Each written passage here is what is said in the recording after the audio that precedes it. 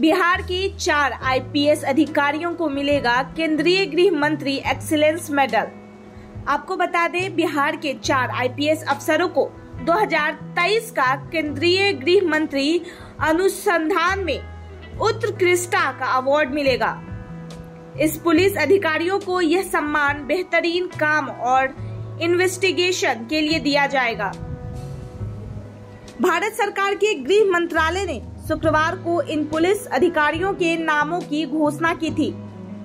जारी नामों में सबसे पहले चंपारण रेंज के डीआईजी जयंत कांत का है। इसके साथ ही इस सूची में एसपी रैंक के कार्तिकेय शर्मा, जो वर्तमान में शेखपुरा के एसपी हैं, और संतोष कुमार, जो कि एसटीएफ के एसपी हैं। इसके अलावा डीएसपी राकेश कुमार का नाम भी शामिल है, जो मुंगेर के खड़गपुर के एसडीपीओ है।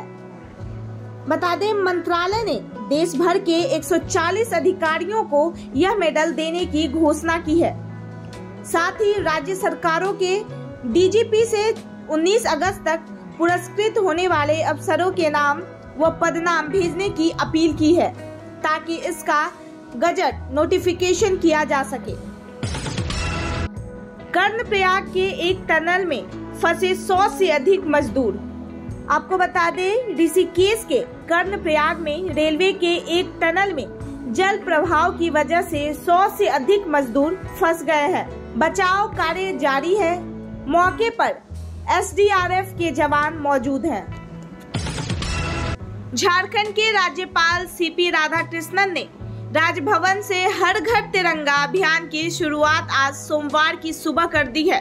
बता दें, तिरंगा यात्रा के सिलसिले में राज्यपाल ने अपने ही आवास से प्रभात फेरी की एक टोली को आज सुबह रवाना किया।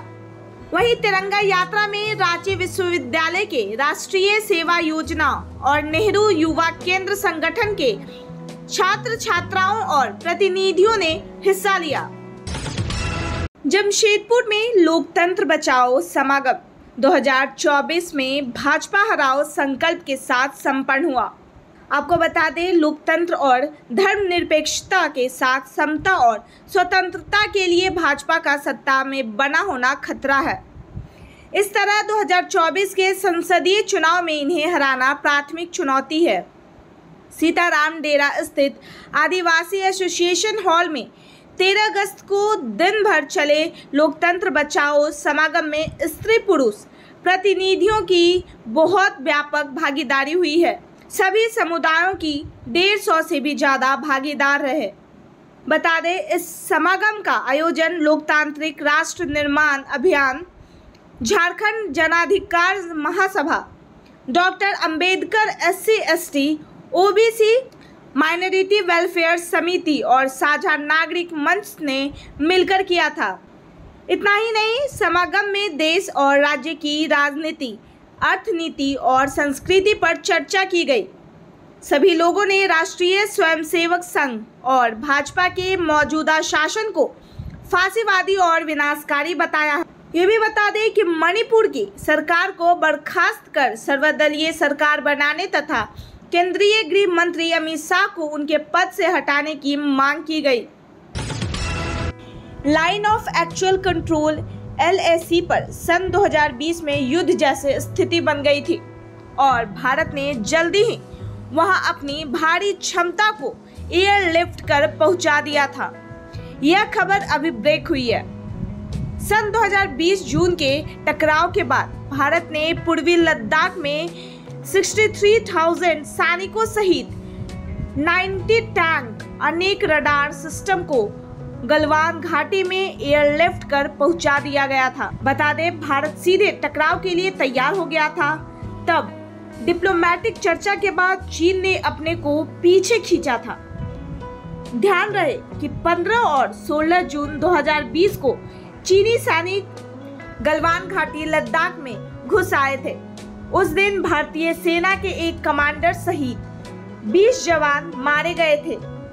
चीन ने अपने साइड के सैनिकों के मौत की खबर छुपाई थी। बता दें, चीन ने कहा था कि उसके 4 सैनिक मारे गए, परंतु ऑस्ट्रेलिया के एक समाचार के हिसाब से उसके 38 सैनिक उस अभियान में नदी में डूबकर बह गए थे। समय समय पर विमर्श न्यूज लद्दाख और कश्मीर घाटी के सैनिक टकराव के बारे में विशेष फीचर देते रहा है।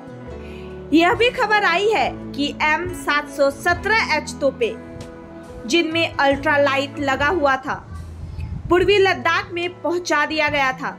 बहुत कम समय में इतनी तैयारी कर ली गई थी और इससे भारतीय सेना की एयरलिफ्ट की बढ़ी हुई क्षमता का प्रदर्शन हुआ था।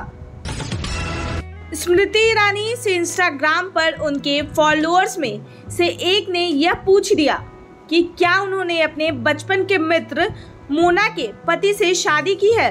वहीं स्मृति ईरानी ने अपने इंस्टाग्राम पर रखे सेशन आस्क मी एनीथिंग में अपने पति जुबीन ईरानी के साथ अपनी शादी संबंधी सवाल का जवाब दिया। बता दें, आस्क मी एनीथिंग यानी मुझसे कुछ भी पूछो के सेशन में उनके साथ उनके फॉलोअर्स जुड़ गए थे। एक सवाल से उनका निजी जीवन हाई प्रोफाइल ड्रामा के रूप में फिर से चर्चित हुआ है। जुबीन ईरानी स्मृति के पति का नाम है। इस तरह यह सवाल सीधा सीधा उठ गया है कि जुबीन ईरानी की दूसरी पत्नी है स्मृति ईरानी। वहीं स्मृति ईरानी के जवाब से बहुत कुछ खुलासा तो नहीं हुआ, परंतु उन्होंने बहुत ही सफाई के साथ कहा कि मोना उनके बचपन की मित्र नहीं है, बल्कि वह उनसे 13 साल बड़ी है। मोना उनकी पारिवारिक मित्र है। मोना कोई राजनीतिक व्यक्ति भी नहीं है, इसीलिए उन्हें यहाँ घसीटना नहीं चाहिए। कह सकते हैं कि 2 सप्ताह के अंदर स्मृति ईरानी गैर राजनीतिक वजहों से दोबारा विवाद या चर्चा में आई हैं। इसके पहले उन्होंने संसद में राहुल गांधी के फ्लाइंग किस वाले आचरण पर बोलते हुए अपने भाषण को समाप्त किया था।